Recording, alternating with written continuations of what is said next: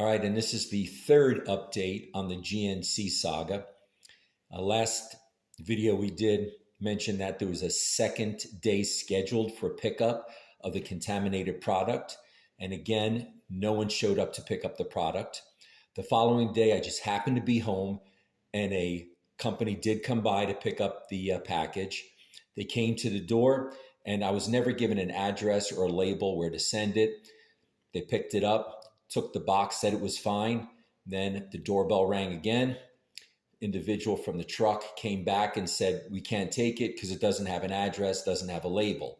And I said, well, what kind of label? Just the address label, or does it have to have a label from your shipping company?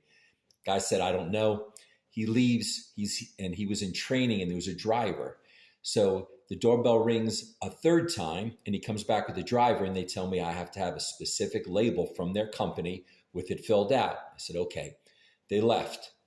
Then a few minutes later, the doorbell rings a fourth time and they come and they go, oh, there's a shipping label for you, but it's at the dispatch office. So they wind up taking the box anyway.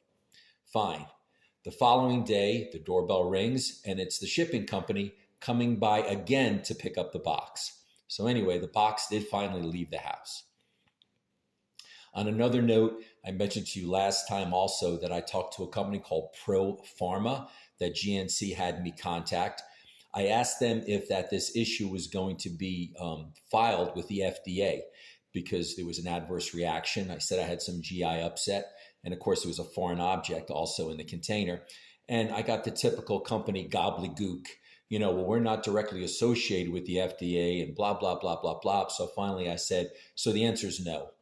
And the answer was no. It was just a pregnant pause on the other end. So I did file a report with the FDA on their online form saying that I did have a reaction to the substance and what it was. They wanted the lot number, expiration date and such. So that also has been done.